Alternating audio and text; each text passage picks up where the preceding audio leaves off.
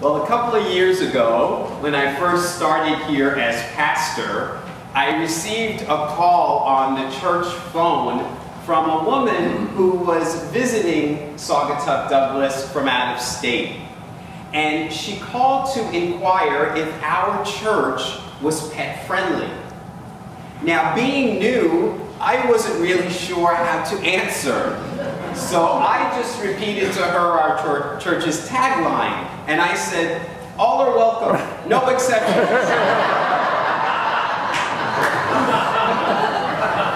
And sure enough, she came that Sunday with her service dog. And after that, she sent me a really nice note.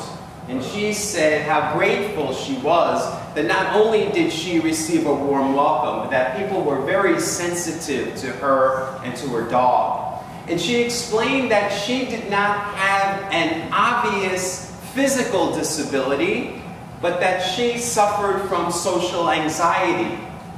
And that for many years, she couldn't go to public places like a church. But now she has a whole new life because of her dog. And since then, we have had several dogs come to Douglas UCC to worship with us on Sunday. And we love having them with us. Animals bring us so much joy. And of course, you know, I'm sure you've read in newspaper articles about all the health benefits that animals bring to us.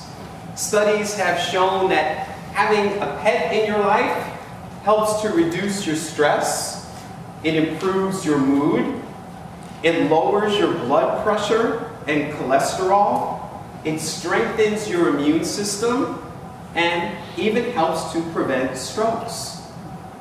Now, animals don't just have a physical benefit for us, they are also our spiritual teachers, as Eric explained so beautifully in his words this morning. One of our churchgoers, Margaret, gave me a book that's called Animals Speak. And Animals Speak explains the spiritual messages that animals give us. And I have used that book every single time I have had an animal encounter that has really kind of gotten my attention. Maybe a deer crossing the road in front of my car, or a turkey in my front yard, or seeing a dragonfly on the window screen of my office. I often refer to the book to see what the message is from the animal. And most times, it is right on. It's the message that I need to hear. We know that the Bible is full of animal references. Everything from Noah's Ark to Jonah and the whale. And we know that Jesus used animal references in many of his parables, in many of his spiritual teachings. Animals can teach us great spiritual wisdom. They can teach us to be still, to be present, to be in the now moment, to be playful. And they demonstrate for us God's unconditional love. In the epistle newsletter that I send out every week, this week I had a quote from the medieval Christian mystic Meister Eckhart. And he said, "If I spend time with even the tiniest creature, like a caterpillar, I would never need to give a sermon again." So full of life is all of God's creation. So full of life are these creatures of God. And we know St. Francis of Assisi, who was the patron saint of animals, he said that all of creation, all living things, he said they are children of God, and therefore they're our brothers and our sisters. Isn't that a wonderful way of looking at animals, as our brothers and our sisters? Now, we know the word animal comes from the root word anima. And anima is Latin for soul, for spirit. Animals have souls and spirits. And having them in our lives connects us with our own souls and spirits, and it connects us with God. And I guess that's why God spelled backwards is dog. I know, that was corny.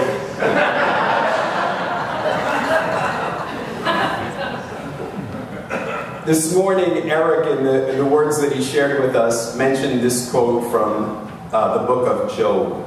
It says, "Ask the animals what they think. Let them teach you. Let the birds tell you what's going on. Put your ear to the earth and listen.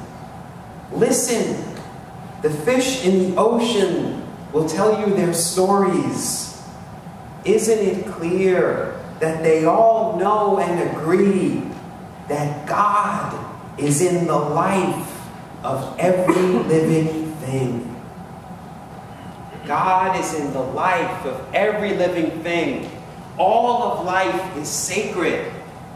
And I know that over the years, as I have grown in consciousness, as I have awakened more and more to spiritual things, it has become difficult for me to even harm a bug, to swat a fly, or to kill a spider in my home.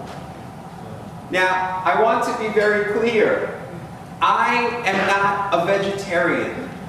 I'm not. But I believe in the sacredness of all of life. I know that that little spider, the life that animates it, is the same life that animates me. That life, that light of God, is in our cats and in our dogs. But it's also in the deer that we hunt for sport, and it's also in the animals that we eat for food. Now, although I'm not a vegetarian, many of my spiritual teachers, in fact, most of the world's greatest spiritual teachers of all time, were and are vegetarians. Now, a few years ago, the organization PETA, which stands for People for the Ethical Treatment of Animals, put billboards up all around the country with a picture of Jesus. And it said, "Jesus was a vegetarian." So if you are a follower of Jesus, you should follow his way. And that got a lot of people talking.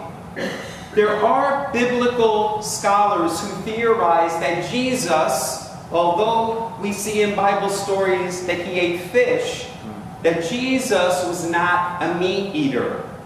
And this came to light with the discovery of the Dead Sea Scrolls in the 1940s and 50s. Those scrolls told us more about groups like the Essenes and the Ebionites. The Ebionites were the first followers of Jesus. In fact, they were led by James, who was the brother of Jesus. And we learned from the Dead Sea Scrolls that they were vegetarians. So it would make sense if they were the very, very first people to follow Jesus, that they would be following the way of life that he led. And we know that Jesus was greatly influenced by John the Baptist, who we know was also not a meat eater. Now, I don't know for sure whether Jesus was a vegetarian or not. We say in our church, we're a church that's more about the questions than the answers. But what I do know about Jesus was that he was a man of great love and compassion and kindness. He was a man of nonviolence. And he was a man that I can't imagine doing harm to any living thing. Now, in our first reading this morning that Robert read for us from Genesis, from the creation story, it said that God created humans in God's image to be responsible for the animals.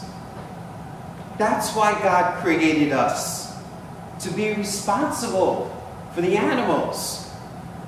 Now, it says that we have dominion, but I explained to you last week, dominion does not mean domination. Dominion means stewardship, responsibility, caretaking, We are to be God's caretakers for the animals. That's why God created us. And isn't it interesting, in that reading from Genesis, God says, "And I have given you every seed-bearing plant and every fruit-bearing tree, and these shall be your food." It doesn't say, "I have given you these animals, and they shall be your food." He says, "I've given you the seed-bearing plants and the fruit-bearing trees as your food." Now, Jesus, at the Last Supper. The Last Supper was a Passover meal. And usually at Passover, Jewish people would serve meat, lamb. But we know at Jesus' Last Supper, he does not. He serves bread and wine. Now, Leonardo da Vinci, who painted the Last Supper, said, "One day, men will look at the murder of animals the same way they look at the murder of men." And St. Clement, one of the very, very first Christians, said, "It is much better to be happy than to make your bodies graveyards for animals." And Albert Einstein, one of the most intellectual people who ever lived, but who was also a great spiritual teacher, Albert Einstein had this to say: "If the whole world adopts vegetarianism, it can change the destiny of humankind. Nothing will benefit human health and increase the chances of survival of life on Earth as much as the evolution to a vegetarian diet. Man was not born to be a carnivore. Our task must be to free ourselves by widening our circle of compassion to embrace all living creatures and the whole of nature and its beauty." Now, I mentioned to you before, I'm not a vegetarian, and I'm not advocating that we all become vegetarians today. But I think what Einstein was saying is we need to continue to widen our circle of compassion. And I think what we need to do is we need to educate ourselves about the food that we eat. We need to educate ourselves about the treatment of the animals that we consume. I know that many of you are well aware that in food production, many animals are brutally tortured. We have cruelty to animals. That's the price that we pay so that we can have cheap meat. If we really are called to be, as God says in Genesis, caretakers for the animals, then we must make sure that we are humane and compassionate in our treatment of them. And I'd like to conclude by going back to the words of Eckhart Tolle, which were our words of integration this morning. Eckhart Tolle says that he believes that animals are closer to God than humans are. And he says the reason for that is that animals are not caught up in thought. Now, it seems like I tell you this every single Sunday, and maybe I sound like a broken record, but I often say to you that if we want to get close to the source, if we want to connect with God, we have to go beyond the mind, beyond our thinking, beyond our negative thoughts, emotions, fears, and anxieties. We need to become like the animals. Jesus said we need to become like children, because in the same way they are not caught up in thought. I guarantee you that your 2-year-old grandchild and your dog right now, neither one of them are stressing about the presidential election.